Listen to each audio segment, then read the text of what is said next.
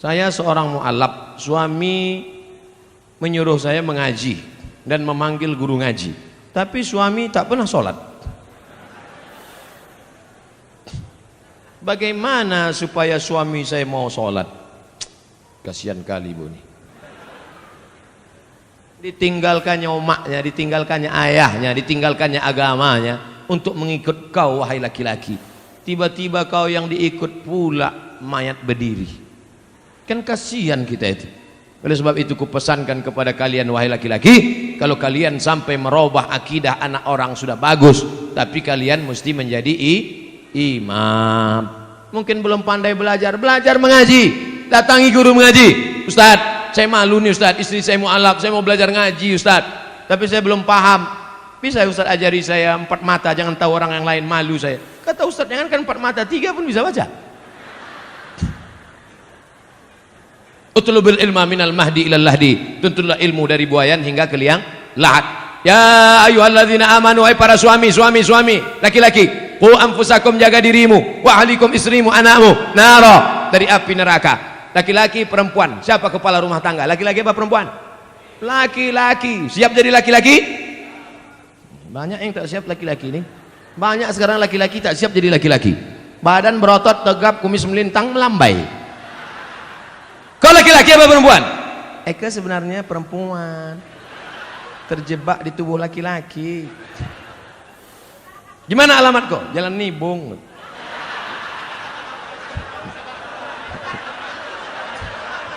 Saudara yang dimuliakan Allah, dulu tahun 90, sekarang tak ada lagi. Masih ada juga lagi. Belum hijrah, belum taubat juga orang itu lagi. Saudara yang dimuliakan Allah Subhanahu wa taala. Oleh sebab itu maka jadilah laki-laki yang menyelamatkan anak istrinya. Ibu punya 5 hak terhadap laki-laki ini. Udah tahu hak ibu terhadap mereka ini? Yang pertama, mereka wajib mengasih makan. Ibu udah makan? Belum. Datang jam 9, booking tempat. Sekarang sudah jam 3 kurang 15. Cuman mau makan. 2, pakaian. Alhamdulillah pakaian sudah dari ujung ke ujung pakaian. Tapi tadi ku tengok banyak juga yang pakai pakaian belum selesai dijahit. 3, tempat tinggal. Tempat tinggal harus yang layak. Tapi jangan kalian paksakan suami untuk, abang, tetangga kita rumahnya udah 2 tingkat, aku mau 3. Banyaklah laki-laki tak tahan jantungnya menghadapi bini macam ini. Apa dek? Kau minta gelang? Kau minta rumah? Mati. 4, pendidikan. Aslinya suami-suami laki-laki, kalian yang mendidik istri kalian, panggil istri kalian baca Quran, panggil istri kalian ajarkan sholat, panggil istri kalian nasihati. Tapi karena kalian tak bisa mengajar mereka, maka suruh mereka pengajian ke Masjid Petisah. Betul? Datang Ustaz Munzir Situmorang mengaji dek, datang Ustaz Dery Sulaiman ngaji dek, datang lagi Ustaz Yahya Waloni ngaji dek, datang lagi Ustaz Ustadz Adi Hidayat mengaji. Ini mengaji. Abang tak ngaji? Abang nyuruh aja. 5, perhatian. Makan sudah, pakaian sudah, pendidikan sudah, tempat tinggal sudah, perhatian. Perempuan itu perlu diperhatikan, perempuan itu perlu dipuji-puji, perempuan itu perlu dimuliakan, perempuan itu perlu kata-kata sanjungan yang lemah lembut. Betul? Makanya Nabi selalu memuji-muji. Apa kata Nabi? Ya Humairah, wahai engkau Aisyah yang kulitnya putih kemerah-merahan. Ustaz, boleh saya panggil bini saya wahai engkau yang berkulit putih? Boleh. Tapi dia tak putih, tak apa-apa. Tak apa-apa, menyenangkan hati dia. Mudah-mudahan diminumnya jus bengkoang 2-3 hari ini. Yang terlalu jujur. Ini banyak suami ini terlalu jujur dipanggilnya. Ya Hajar Aswad gitu. Tentang harta warisan, kami bersaudara 5 orang, masing-masing sudah dapat warisan dari orang tua. Salah satu saudara saya belum berumah tangga dan sekarang beliau sudah meninggal. Sebelum meninggal beliau menyerahkan harta warisannya kepada saya, tapi keluarga yang lain tidak setuju. Bagaimana penyerahan itu Pak Ustadz? Adik-beradik 5 orang, 1, 2, 3, 4, 5. Yang 4 sudah menikah, yang 1 anak lajang. Kalau dia meninggal, anak lajang meninggal, kemana harta warisannya? Harta warisan anak lajang yang tak punya anak, yang tak punya bini, maka dibagikan kepada saudara kandung. Tinggal 100 juta, kami tinggal berempat, 25, karena sama-sama laki-laki. Kalau ada perempuan saudara kandung, lidzakari mithlu hadzil unthayain, anak laki-laki 2 kali bagian anak perempuan. Tiba-tiba ada satu saudara, kata dia, aku sudah dikasihnya, akadnya dulu apa? Kalau akadnya hibah sah, mana hitam di atas putih. Makanya kalau memberi hibah harus ada tanda tangan dengan materai 6.000 dan saksi. Kalau tak ada, maka balik kepada hukum bagi menurut hukum faraid. Kalau ada surat wasiat, kalau aku mati, harta warisanku semuanya aku bagikan kepada si fulan. Hukum wasiat tidak boleh semua harta. Hukum wasiat paling banyak 1/3 harta. Jadi kalau di total hartanya 100 juta, wasiat hanya terjadi 33 juta. Yang 66 tetap dibagi kepada ahli waris. Jelas? Bagaimana memperoleh ridho suami yang suka menggunakan berbagai macam kartu kredit? Ini bertanya apa curhat?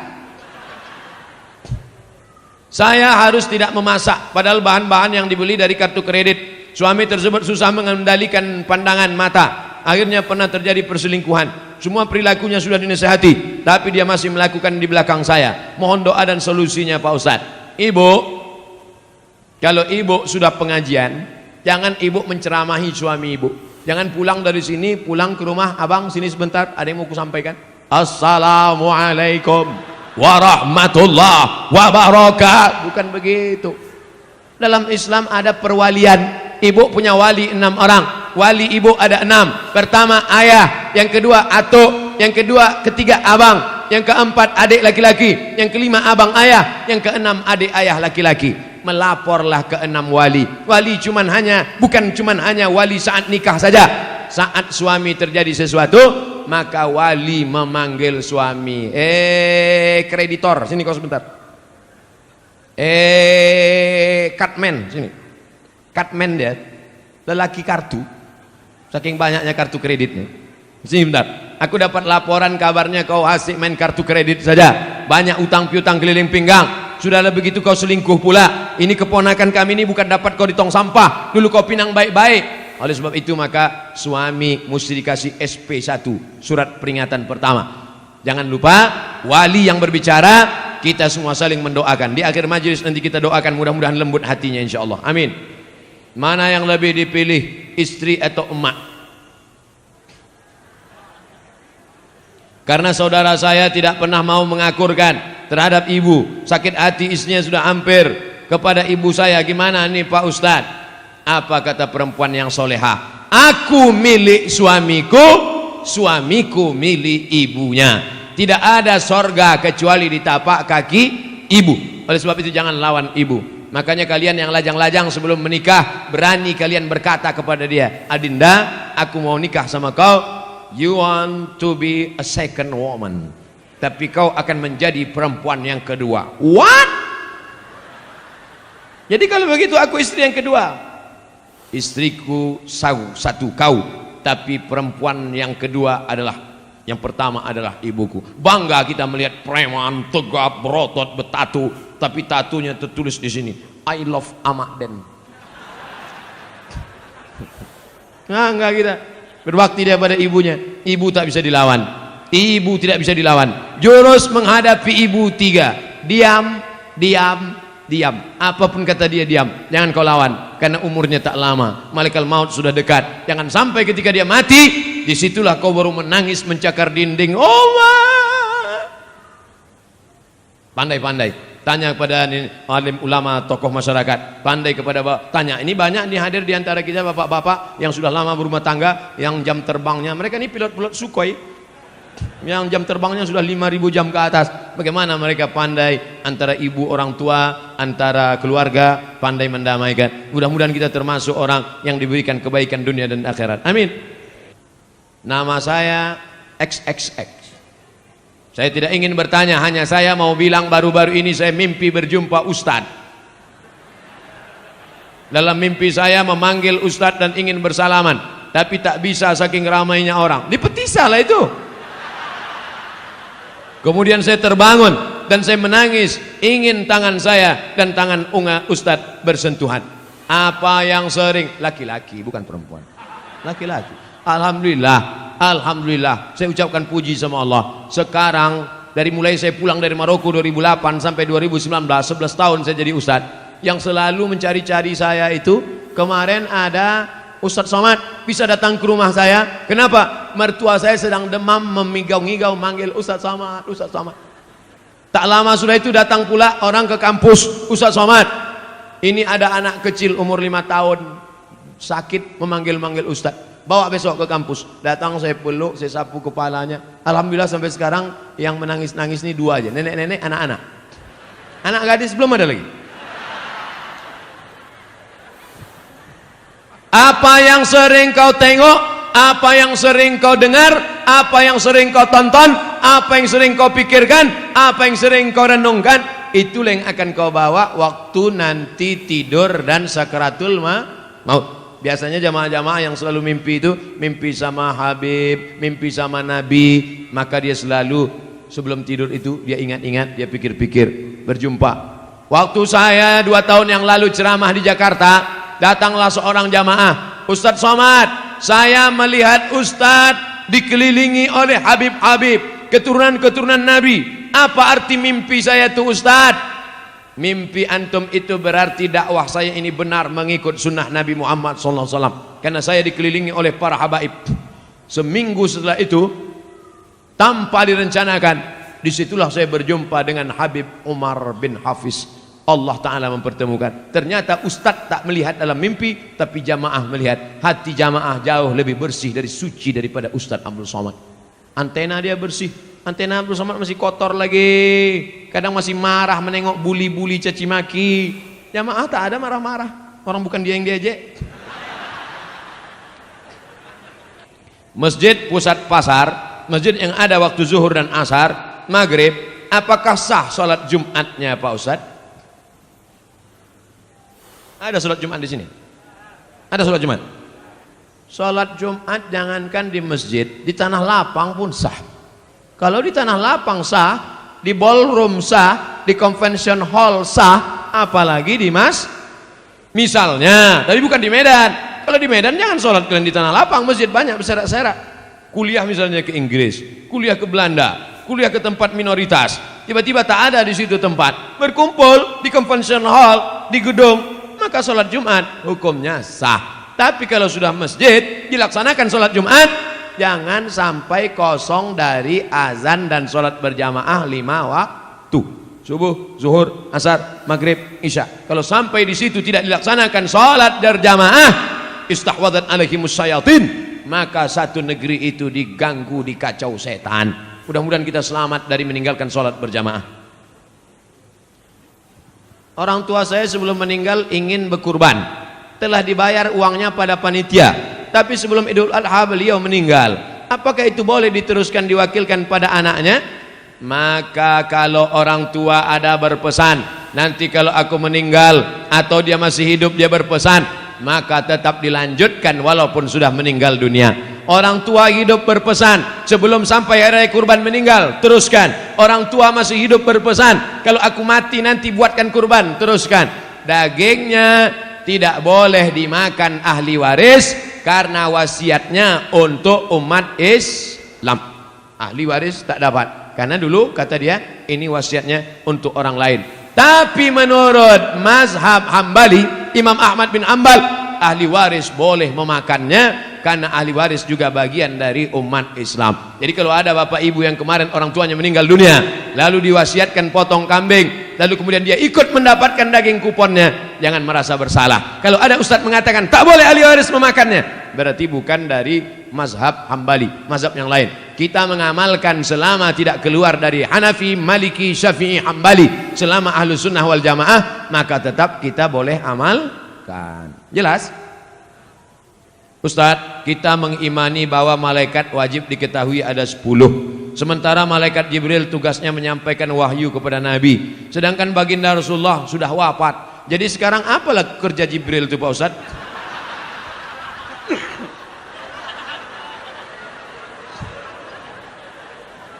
Jibril, Mikail, Israfil, Israel malaikat maut, kiraman katibin, raqib aktid, mungkar nakir, malik ridwan. Itu pelajaran anak TK. Sekarang saya sebutkan, innalillahi malaikatan, Allah punya malaikat. Malaikat itu kerjanya yatufuna alal ar, malaikat berkeliling di atas muka bumi. Kalau malaikat menengok ada majelis zikir, dipanggilnya malaikat-malaikat yang lain. Halumu ila hajatikum, mari kemari. Ada tak malaikat yang saya sebutkan mencari majelis zikir ini dalam yang 10 tadi? Tak ada. Jangan batasi malaikat hanya cuman 10. Yang 10 itu untuk memudahkan anak TK belajar, anak sekolah. Malaikat tak berbatas. Contoh kedua, inna ahadakum yujma'u khalquhu fi batni ummihi 40 yawman nutfah. Kamu diciptakan dalam perut ibumu 40 hari dalam bentuk air, sperma, 40 hari dalam bentuk darah, 40 hari dalam bentuk daging. Tsumma yursalul malaku, kemudian datang malaikat membawa rohmu dari alam arwah masuk ke dalam alam rahim. Ada disebutkan nama malaikat yang membawa roh itu? Tak ada. Maka malaikat itu jumlahnya banyak. Apa tugas pokok malaikat itu? Tengok dalam surat Al-Baqarah. Wa nahnu nusabbihu bihamdika wa nuqaddisu lak. Tugas malaikat pokok, tupoksi, tugas pokok fungsi malaikat adalah bertasbih. Ada malaikat yang sejak diciptakan sampai hari ini bertasbih tak bangkit-bangkit, subhanallah walhamdulillah wa la ilaha illallah wallahu akbar. Ada malaikat 70.000 malaikat masuk setiap hari dikeliling mengelilingi Ka'bah di bawah, di atas itu namanya wal baitil ma'mur, rumah yang dimakmurkan. Jibril malaikat berkeliling bertasbih subhanallah walhamdulillah wa la ilaha illallah wallahu akbar, subhanallah. Malaikat berkeliling di atas. Adam alaihissalam rindu ingin menengok Baitul Ma'mur. Ketika turun ke bumi, kata Allah, buatlah bentuknya macam Baitul Ma'mur. Kalau dijatuhkan batu kerikil dari atas pos jatuh ke bawah, maka sama di bawah. Malaikat di atas memuji, mengagungkan Allah, manusia pun di bawah sama, subhanallah walhamdulillah wa la ilaha illallah wallahu akbar. Makanya kalau mau sama ucapan kita dengan ucapan malaikat, mesti banyak-banyak bertasbih. Jadi apalah tugas Jibril sekarang?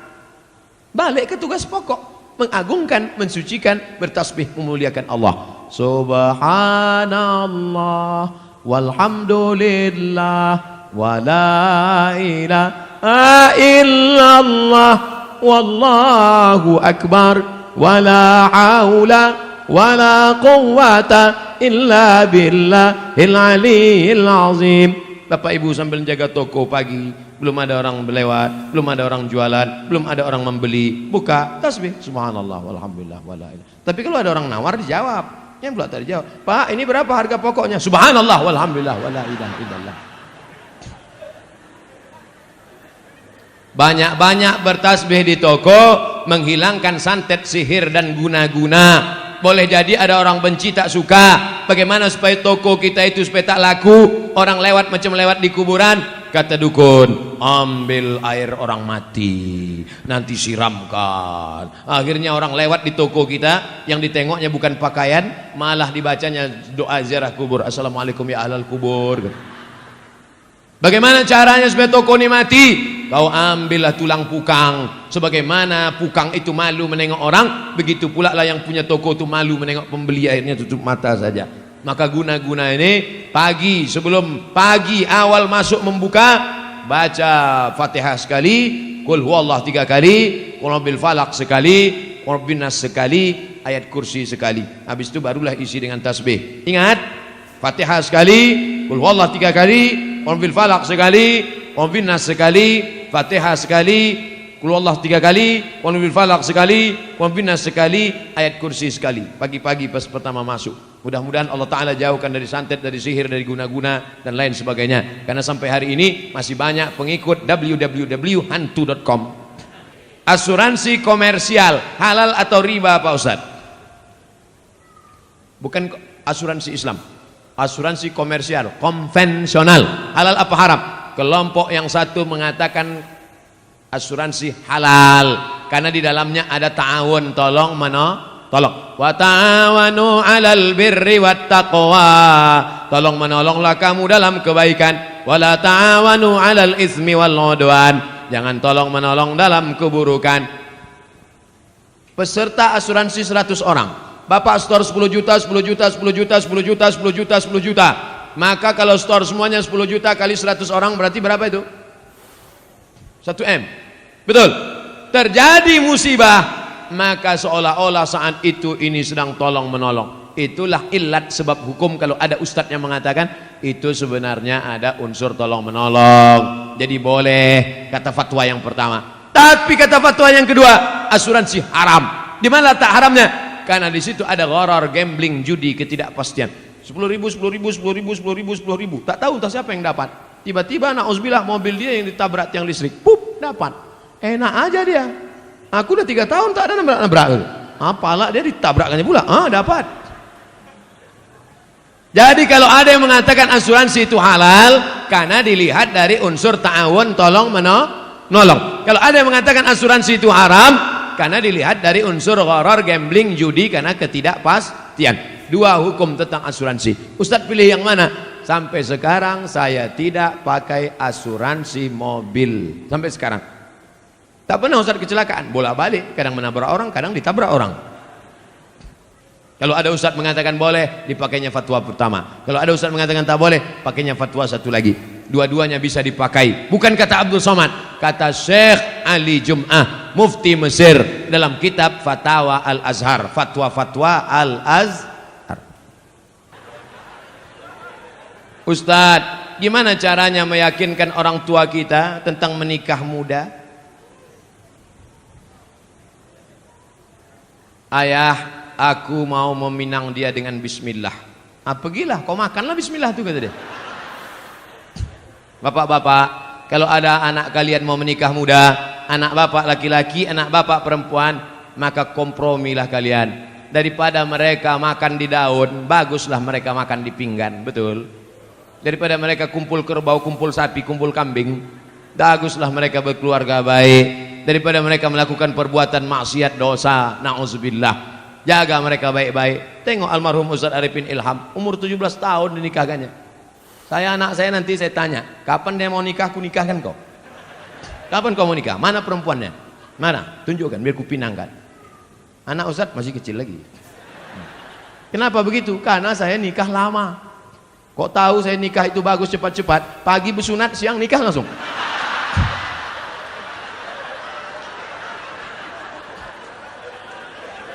Man istata'a minkumul ba'ah, siapa di antara kamu yang sudah sanggup menikah, falyatazawwaj, menikahlah, fa innahu aghaddu lil basar, karena menikah itu menjaga mata, wa ahsanul farji, menjaga kemaluan. Hafal dia Quran, terjaga hafalannya, terjaga matanya. Ini dibiarkanlah dia tak nikah-nikah, la ilaha illallah, menyiksa. Faman lam yastati, tapi kalau orang tua susah, miskin, tak ada anak lajang yang belum sanggup, fa alaihi bisawm, banyak-banyak kalian puasa sunat. Adik-adik mahasiswa, bagus kalian puasa sunat. Memang nafsu ada, tenaga tak ada. Ditunjukkan orang, dek, itu ada cewek cantik. Tak nampak aku lagi dah. Gelap aja, gelap. Aku sekarang nih Pak, jangankan cewek, apapun tak nampak aku lagi. Kalau nampak aku perempuan pakai baju merah, hijau, macam semangka aja aku rasa udah. Kalau bapak kaya, duit bapak banyak, anak gadis bapak ada, mampu bapak mengasih makan, cari anak yang soleh-soleh itu, panggil dia. Mau kau nikah sama anakku? Ku tengok kau baik kali, bagus, sering kau sholat, ku tengok. Mau kau nikah sama anak saya? Ku tanggung. Tapi kalau macam-macam, ku tembak mati kau nanti. Daripada mereka diambil perampok. Anak kita sekolah agama, jilbabnya panjang, akhlaknya baik, karena tak kita carikan jodoh yang baik-baik, tak kita tawarkan orang-orang soleh, pacaran dia dengan anak fang. Apa yang terjadi? Waktu di rumah dia cium tangan, seminggu dia nikah dengan suaminya itu, balik dia ke rumah, ayah sehat. Dulu jilbabnya panjang, dulu kukunya bersih. Seminggu dia nikah sama laki fangnya itu, gara-gara tak kita carikan, dia sudah jatuh cinta, mabuk kepayang.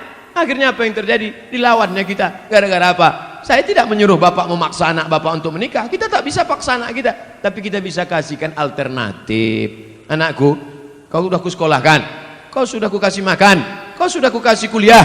Ini calon-calon laki. Kau mau yang mana? Ini ada gemuk, ganteng. Ini ada pula yang kurus macam Ustaz Somad. Ini kau tinggal kau pilih aja. Macam mana kau pilih? Sesuai. Nah itu baik. Nabi SAW dipilihkannya. Siapa itu? Itulah Sayyidina Ali menikah dengan Fatimatuz Zahra. Lahirlah anak-anak Sayyidina Al-Hasan, Sayyidina Al-Husain. Mudah-mudahan bapak dan ibu dapat menantu yang baik-baik insyaallah. Pak Ustadz, bagaimana menyikapi suami yang pindah agama selain Islam? Apakah saya harus minta cerai atau harus pertahankan rumah tangga? Suami yang murtad, maka kau tidak perlu minta cerai. Cerainya automatically. Automatically itu apa Pak Ustadz? Otomatis. Kalau suami yang mencerai namanya tolak. Pakai kop, tolak. Kalau pakai kap, tolak jatuh. Tolak. Kalau istri yang menggugat namanya khulu. Tapi kalau otomatis fasah, namanya fasah. Otomatis. Apa itu? Suami yang murtad nggak perlu dituntut, otomatis sudah cerai. Istri yang murtad otomatis. Makanya kalian wahai anak lajang, anak gadis, kalau mau nikah yang dicek pertama adalah agamanya. Jangan yang kau cek pertama saldonya. Ustadz Somad, anak saya dokter, mantap, mau nikah. Calon mantu saya ragu sholat apa enggak. Gimana cara ngetesnya Pak Ustadz? Suruh ketemuan jam 12 siang hari Jumat. Mas, kita ketemuan hari Jumat jam 12 ya. Mohon maaf, untuk yang satu ini tidak bisa. Karena aku harus sholat Jumat. Terimalah dia. Tapi kalau dia bilang, oke. Tapi tes ini tidak bisa dipakai lagi karena soal sudah bocor. Nanti saya kasih soal yang baru. Saya banyak soal-soal. Bisa kita bicara 4 mata Pak Ustadz. Jangankan 4 mata, 3 pun bisa kita bahas. Agamanya dulu. Wahai laki-laki, kalau kalian mau meminang perempuan, tengok agamanya. Wahai para wali, perempuan tidak langsung menerima laki-laki. Perempuan itu tidak langsung sama laki-laki. Dia harus ada walinya. Yang menerima si laki-laki itu 6. Bapakmu, kakekmu, abangmu, adikmu, pamanmu, abang ayahmu, adik. Dia tanya. Makanya perempuan itu ditanya. Nduk, anak perempuan, maukah engkau menerima laki-laki ini? Kalau perempuan itu diam, berarti tanda setuju. Dulu anak gadis diam. Anak gadis sekarang mau jawab iya aja atau iya banget ya. Nah, kalian perempuan, yang pertama dilihat dari laki-laki adalah din, agamanya, wa khuluqahu, baik agamanya, baik akhlaknya, terima dia. Tapi kalau perempuan yang dilihat apa? 4. Tungkahul mar'atu li 4. Perempuan dinikahi karena 4. Mal, kaya. Wali hasabiha, keturunan bangsawan, bangsa yang hidup di awan. Wali jamaliha, cantik. Wali diniha, karena agamanya. Ustadz Somad, ya, saya mahasiswa Ustadz dulu di kampus.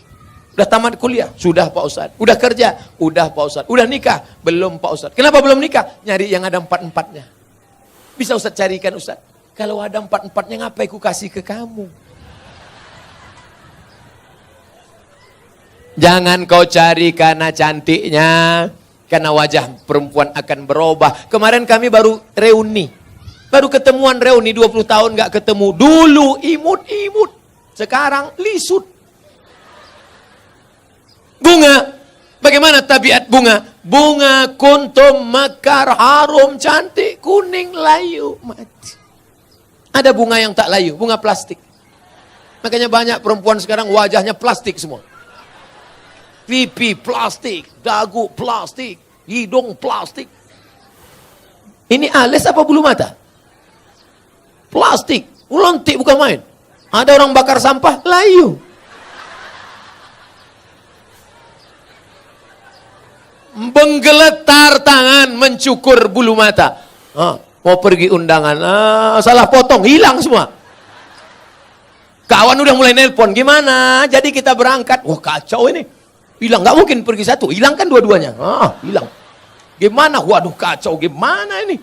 Mau ditempelkan ijuk sapu nggak mungkin. Untung ada spidol whiteboard. Makasih ya Pak, memang kau penyelamatku. Rupanya spidolnya nggak permanen. Sampai di tempat undangan, sambal udangnya pedas. Kipas angin mati. Meleleh. Ambil tisu, lupa. Panas ya? Iya. Panas.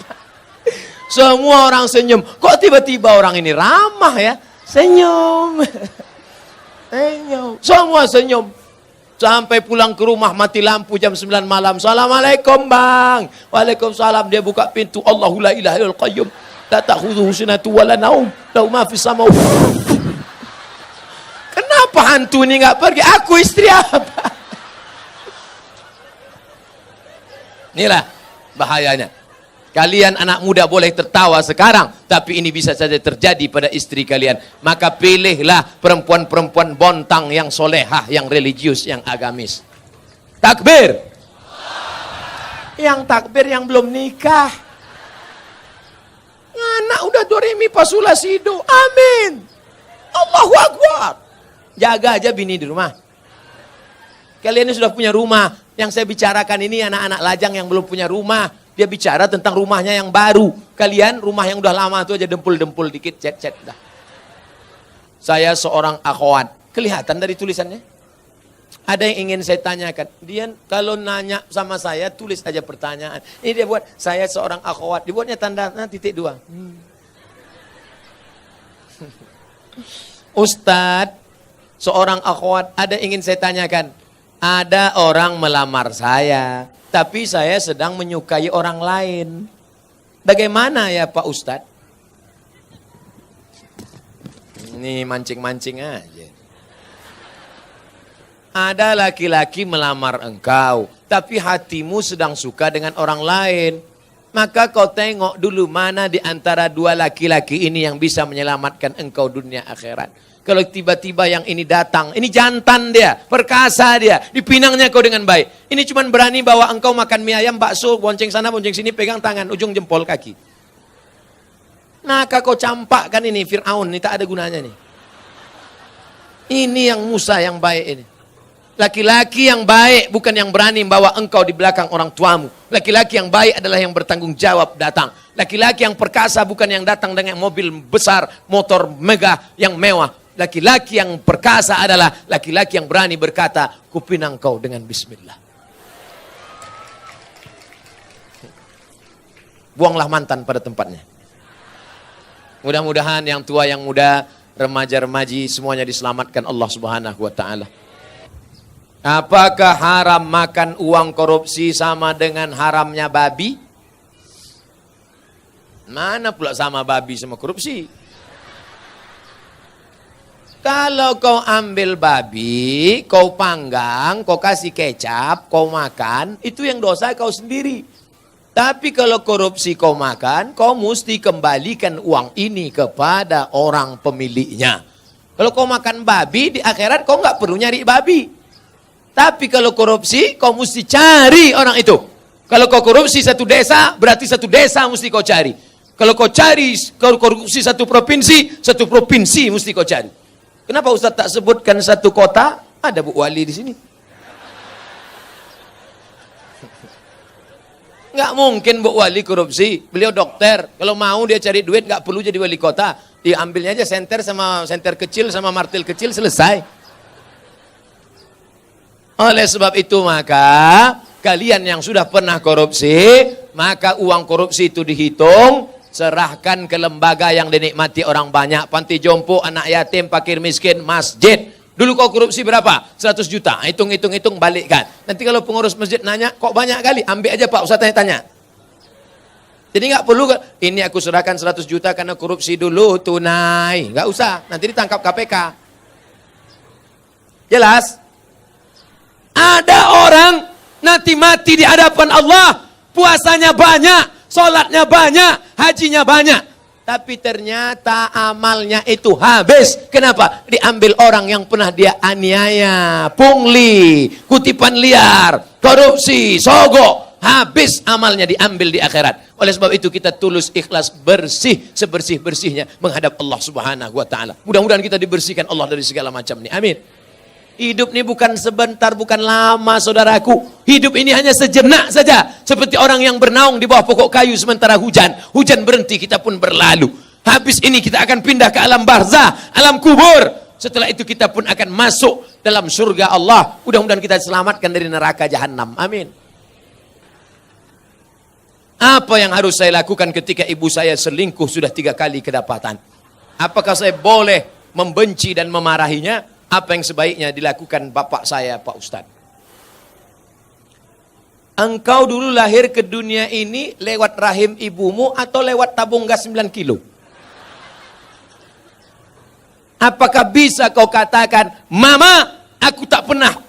Tidak pernah kita pernah lalu di perutnya, lalu di rahimnya, dan dia meregang nyawa. Itu tidak bisa kau pungkiri. Oleh sebab itu, bahwa dia bersalah, ya, tapi kesalahan dia tidak membenarkan kedurhakaan engkau. Maka caranya bagaimana? Suruh bapakmu menasehatinya. Bapakmu pun kok bisa dia buat selingkuh 3 kali? Kemana bapakmu selama ini? Laki-laki itu kan tahu dia. Periksa HP-nya. Tiba-tiba di HP ketawa-ketawa. Kik. Kau ngapain siapa? Sama siapa? Sama mantan, Bang. Reuni-reuni dia pergi. Tanya dia. Ibu-ibu kalau reuni bapaknya ikut. Nanti pergi sendirian. Ditanya, mana gambar suamimu? Ini. Gantengan aku ya? Iya, Bang. Akhirnya semua berawal dari macam. Udah macam abang saya. Udah macam adik saya. Berawal dari macam, berakhir dengan macam-macam. Oleh sebab itu ini mesti kita jaga. Nah, dalam kasus begini bagaimana Pak Ustadz? Laki-laki 2. Yang pertama, dia sabar atau dia gugat ke pengadilan. Kalau kau sabar, kau jaga dia. Kalau tidak, kau gugat di pengadilan, maka kasus perselingkuhan paling cepat hakim menjatuhkan talak. Kalau kau sabar, jaga dia dengan baik. Kalau kau tak sabar, kau lepas dia dengan baik. Bunga bukan setangkai, kumbang bukan seekor, patah tumbuh hilang berganti, hilang 1 tumbuh 1000. Gimana? Sabar? Saya sabar Pak Ustadz. Jaga dia sampai mati, saya jaga Pak Ustadz. Lupakan yang lain, lupakan. Jaga dia. Tapi jangan mulutmu berkata sabar, hatimu berkata yang lain. Gimana aku bisa menerima dia? Dia sudah diobok-obok 3 orang. Bagaimana kiat mendidik anak agar mudah untuk diarahkan kepada kebaikan. Termasuk menyelamatkan ortunya nanti di akhirat. Mendidik anak itu sejak kapan? Mendidik anak itu sejak mencarikan calon ibunya. Karena bibit yang baik ditanam di tanah yang subur, akan tumbuhlah bunga-bunga yang cantik dan indah harum semerbak. Tapi kalau bibitnya kau tanam di tanah yang tandus, akan tumbuh pohon kaktus, dilihat tidak indah, dicium tidak harum, durinya menusuk hidung bengkak.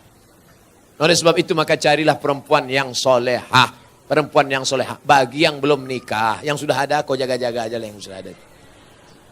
Kalau istrimu solehah, dia hamil, dia sambil masak baca ayat Quran. Bismillahirrahmanirrahim. Ar-Rahman. Garamnya garam. Allamal Quran. Jadi anak soleh ya nak. Coba kalau istrimu tak solehah. Dia masak.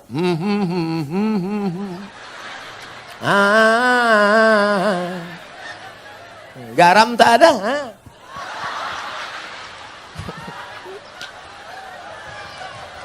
Kuku panjang. Kuku panjang. Di atas black kutek, di bawah black daki. Dimasaknya kau bakwan. Sebelah kiri pula tuh. Enak bakwan mama ya. Iya. Makanya kalian cari yang solehah. Setelah anak lahir, selama mengandungkan itu apa yang dia baca? Dia baca surat Yusuf. Datang ke Kiai, Pak Kiai, gimana supaya anak saya baik? Baca surat Yusuf. Maksud Pak Kiai supaya anaknya nanti imannya kuat seperti Nabi Yusuf diajak berzina oleh Zulaikha tapi nggak mau. Rupanya dia salah sangka. Disangkanya anaknya ganteng macam Nabi Yusuf. Begitu lahir hitam pendek. Marah sama Pak Kiai. Pak Kiai, kenapa anak saya seperti ini? Kenapa enggak seperti Nabi Yusuf? Suaminya mana? Ini suaminya Pak Kiai. Iya sama.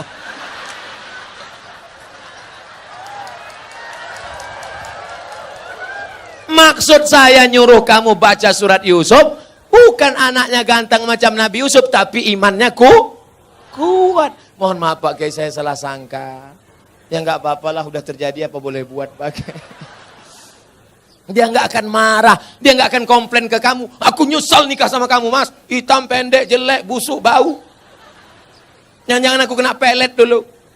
Dia tetap nerima. Apa kata dia? Mas, aku nggak marah karena Islam mengajarkan rukun iman 6. Iman ke-6 adalah nerima takdir baik dan takdir buruk. Engkaulah takdir burukku, Mas. Dia ridho nerima. Dia tidak akan marah mencaci maki engkau. Karena dia berkata, walaupun bagaimanapun juga engkau adalah pilihan terbaik menurut Tuhan untuk aku, Mas. Walaupun kemana-mana orang selalu bertanya, itu supirmu ya? Lalu kemudian setelah anakmu lahir, dia akan menyusukannya. Disusukannya anakmu berapa lama? 2 tahun. Sekarang banyak perempuan tidak mau menyusukan anak 2 tahun. Disusukan anak ke kaleng. Makanya anak pulang sekolah bukan meluk ibunya, meluk kaleng. Tanya Bu Dokter, tanya Pak Dokter Andi Sopyan, apa kata dokter? Coba tengok dinas kesehatan, susukan anak Anda 6 bulan berturut-turut, ASI eksklusif. Insya Allah otaknya akan cerdas, tubuhnya akan sehat, tidak terkontaminasi penyakit. Dulu kita mandi di sungai 6 jam mandi sampai biru bibir, nggak ada batuk, nggak ada demam. Air susu ibu membuat kita kuat, imun kita sehat. Anak sekarang ngelihat mendong aja bersin. Ikatan emosional dekat. Anaknya disusukan ibu. Ibu yang menyusukan anak untuk menghindari kanker payudara. Ibu yang menyusukan anak sekaligus keluarga berencana. Ibu yang menyusukan anak kedekatan emosional antara ibu dan anak. Makanya anakmu jauh dia tetap nelpon, mama mau makan apa? Nanti adik bawakan makanan ya. Anak yang tidak kau susukan, kau titip uang pun dia lupa. Mana titipan mama tadi? Nggak ingat, ma. Lupa. Jangan heran. Kenapa? Karena hubunganmu dengan dia sudah lama putus. Lalu kemudian setelah itu dijaganya. 2 tahun pertama, susukan. 2 tahun kedua, lari-lari, lompat-lompat. 2 tahun ketiga, mulai dia mengajarkan surat-surat pendek. Anak sambil motong-motong bawang, motong-motong cabai. Bismillahirrahmanirrahim. Qul huwallahu ahad. Akhirnya dia ajak sholat. Sekarang kita ketemu perempuan di tepi jalan. Umur 5 tahun. Lipstiknya tebal, rambutnya pirang 3 warna, merah, kuning, kelabu. Kuteknya merah. Kira-kira anak umur 5 tahun ini yang ngajar siapa? Maknya. Al-Madrasatul Ula. Ibu adalah pendidik pertama. Sekolah sebelum S1, S2, S3. Pendidik kita yang pertama adalah ibu. Tadi waktu saya makan ada anak kecil berjilbab panjang. Ustadz, anak kecil mencium tangan saya. Anak kecil ingin duduk dekat saya. Kenapa? Karena anak-anak ini dilahirkan oleh ibu-ibu yang soleha. Di mana ibu-ibu soleha itu berada? Di Bontang. Wahai laki-laki yang ingin mendapatkan istri soleha, datanglah kalian ke Bontang. Yang sudah nikah jangan lagi. Lalu Pak Ustadz selanjutnya, sampai kapan anak ini engkau jaga? Perempuan tidak pernah berhenti bertanya, kamu sedang di mana, jalan sama siapa, pulang jam berapa, duitnya kemarin mana, ketika perempuan berhenti ngomel, berhenti merepet, berhenti bicara, saat itu kiamat sudah terjadi pada anak-anak kita. Jangan sampai diam saja. Bu, saya bawa anaknya ya, bawalah. Sampai pagi ya Bu, enggak apa-apa. Anaknya hamil Bu, ya enggak apa-apa. Jangan sampai kalian laki-laki harus gagah perkasa, perempuan juga harus menjaga. Pak, saya bawa anaknya sebentar jalan-jalan ke kota. Jangan. Ibu juga harus begitu. Bu, kami bawa. Jangan. Jangan sampai bapak bilang, jangan. Sekali tidak, tidak. Datang ibu dari belakang, bawalah. Kita dulu lebih parah daripada itu. Nusa anak-anak kita. Harus kita jaga generasi ini insya Allah. Apa hukum kegiatan arisan julo-julo door to door dalam 1 juta dikeluarkan 25.000 untuk ketua? Pesertanya jelas. Saya, Pak Bupati, Pak Anggota Dewan, Bapak Kapolres, Bapak Dandim, Buya, Ustadz Zul, alumni, guru, 10 orang. 1 orang 100.000. Maka diundi keluar 1 juta. Kebetulan yang diundi pertama keluar Abdul Somad. Maka akadnya waktu itu adalah akad hutang. Karena saya baru memasukkan 100.000, berarti saya berutang 900 kepada 9 orang. Boleh. Tapi karena yang mengutip duit ini adalah salah satu, dan dia datang itu pakai ongkos minyak, tak mungkin dia naik setan, naik jin. Maka saya katakan untuk bermusyawarah kita, bagaimana kalau untuk ongkos minyak dia ini kita kasih 20.000, sepakat, tidak riba. Tapi yang jula-jula yang haram itu begini, datang orang ke rumah kita, ibu mau tak ikut jula-jula? Nah, nanti kalau menarik 1 juta, ibu cuma dapat 900. Itu sebetulnya jula-jula fiktif, pesertanya tak jelas, orangnya tak ada. Itu adalah rentenir riba pakai baju jula-jula. Gimana? Jelas? Kalau yang model pertama, jelas pesertanya, tahu orangnya, memang betul hitungannya 10. Betul. Tapi kalau jula-jula fiktif, pesertanya tak tahu, tak duit siapa, entah orangnya mana, akadnya tak jelas, itu sebetulnya riba rentenir tapi pakai baju jula. Hati-hati. Saya memiliki ruko. Lagi. Awak mencari rukonya, lo punya ruko. Ruko ada 10. Mati awak, api diambil anak-anak. Coba bagikan ciek ke situ. Betul? Ruko dia Ustaz Somad, itu ruko yang ada di sana, saya wakafkan. Ruko siapa? Entah. Pastikan dulu punya awak. Saya punya ruko Pak Ustaz, 1 tahun 10 juta. Apakah saya wajib mengeluarkan zakatnya Pak Ustaz? Zakat pendapatan di total semua. Gaji sebulan sampai juta, 1 tahun sampai 8 juta. Ditambahkan ke ruko tadi 10 juta, 50 sampai juta. Ditambahkan lagi uang tunjang, uang sikut, uang sundul, uang tanduk, uang sipak. Maka di total selama setahun 100 juta. Zakatnya 2,5%. Kalau zakat 100 juta 22,5%, maka zakatnya 2,5 juta. 100 juta disimpan di dalam dompet, dompetnya dikunci. Disimpan di dalam laci, lacinya dikunci. Disimpan dalam lemari, lemarinya dikunci. Disimpan di dalam kamar, kamarnya dikunci. Disimpan di dalam rumah, rumahnya dikunci. Disimpan di dalam komplek, kompleknya dikunci. Tabaka habis, saudara. Oleh sebab itu keluarkan zakatnya 2,5% di total dengan yang lain. Saya tidak akan periksa harta bapak ibu masing-masing. Kita beriman kepada Allah, Allah melihat. Semoga Ustaz selalu dalam keadaan sehat, amin. Dalam pernikahan adat Jawa ada yang namanya sungkeman.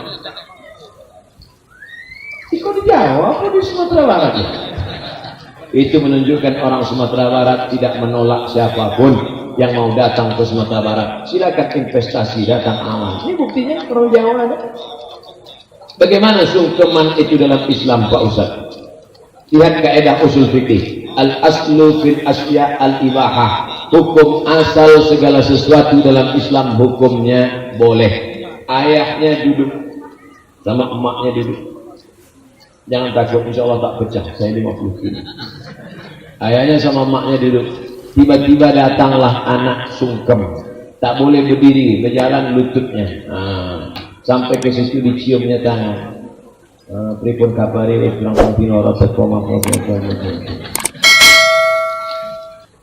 Ada sopan santun tata kerama, tak ada hukum salah menyalah. Tapi kalau sampai dia bersujud bersimpuh menyembah manusia, tapi rasanya sungkem sekarang pun sudah dibersihkan oleh wali songo, sudah dibersihkan oleh kiai-kiai dari yang merusak akidah. Kalau hanya sampai kepada poin yang ketiga, mulia dalam akhlak, mencium orang tua, mencium tangan, memeluk, maka hukum dalam Islam menjadi patokannya adalah Quran Sunnah, dan memahami Quran Sunnah itu dengan pemahaman ulama. Taraktu fikum amrayni, kutinggalkan pada kamu 2 perkara. Intamasaktum bihima, kalau kamu pegang yang 2 ini, lan tadillu abada, kamu tak sesat untuk selamanya. Kitabullah Al-Quran wa sunnati, dan sunnah Rasulullah sallallahu alaihi wasallam. Kalau tak paham Quran, tak mengerti sunnah, kemana kita bertanya?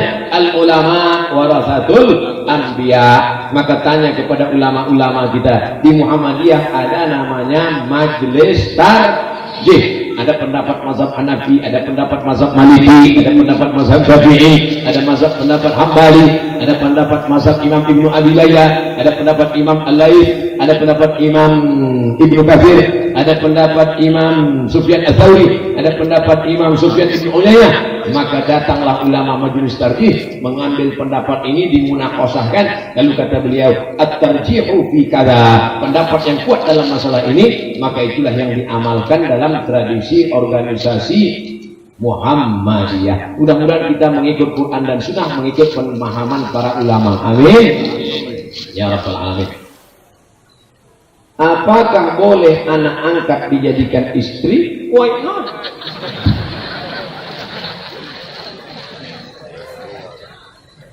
Bapak kalau mau punya anak angkat, cari keponakan bapak yang perempuan. Bapak kalau mau punya anak angkat, cari keponakan bapak yang perempuan, maka dia menjadi mahram bapak. Ibu kalau mau punya anak angkat, cari keponakan ibu yang laki-laki. Tapi kalau bapak cari anak angkat anak orang lain yang tak ada hubungan mahram dan tidak disusukan oleh istri bapak, masalah. Berawal dari anak angkat lama-lama menjadi bini angkat. Ada bini angkat, Ustaz. Ada 3 masalah anak angkat. Yang pertama, hukum adopsi di Indonesia menjadi bermasalah pada anak angkat ada 3. Yang pertama, anak angkat dipakai nama ayah angkat dalam penulisan bin, haram. Ud'uhum li abaihim, pakai ayah kandung, tak boleh angkat. Wa aqsatu indallah, itu lebih adil di hadapan Allah. 2, banyak ayah angkat ketika mau mati meninggal dibuatkan surat wasiat semua harta untuk anak angkat. Nanti kalau aku mati semua hartaku untuk anak angkat, adapun saudara kandungku itu selop jepitku pun jangan kasih. Haram hukumnya. Anak angkat hanya boleh dapat wasiat tak lebih dari 1/3 harta. Kalau lebih daripada itu haram. Yang ketiga yang jadi masalah adalah kalau bapak punya anak angkat, nanti bapak berdua-dua di rumah dengan dia. Ibu punya anak angkat, ibu pun berdua-dua, tak ada mahram, haram. La yaqluwanna rajulun ma'amratin illa ma'azi mahramin. Tak boleh berdua-duaan tanpa mahram. Tapi dia udah macam anak saya, Pak Ustaz. Dia udah macam ayah saya. Berapa banyak berawal dari macam, berakhir dengan macam-macam. Ingat, setan datang. Setan datang dari depan, dari belakang, dari kanan, dari kiri. Tak 1-2 kejadian, terlalu banyak untuk diceritakan. Tonton di YouTube, lihat, dibaca di koran, di internet, kejadian tentang ayah angkat, anak angkat ini. Maka kita jaga keluarga daripada perbuatan yang haram. Apa hukumnya kuburan didatarkan, Pak Ustaz? Namun tak berani menjawab pertanyaanku, mesti diseleksi oleh alumni Al-Kausar.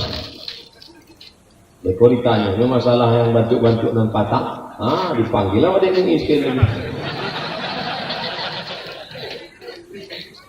Kuburan itu tak boleh lebih dari shibran, sejengkal.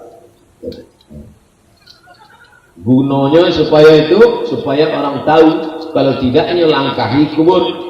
Li ayyajlisa ahadukum ala jamratin minan nar, duduk di atas bara api neraka khairun, lebih baik min ayyajlisa ala qabrin, daripada duduk di atas kubur. Tak boleh melangkah kubur, maka dibuatkan sejengkal tingginya, 1 batu di kepala, 1 batu di kaki, sebagai menunjukkan bahwa itu makam kuburan. Kalau diratakan nanti orang tak tahu ini makam siapa.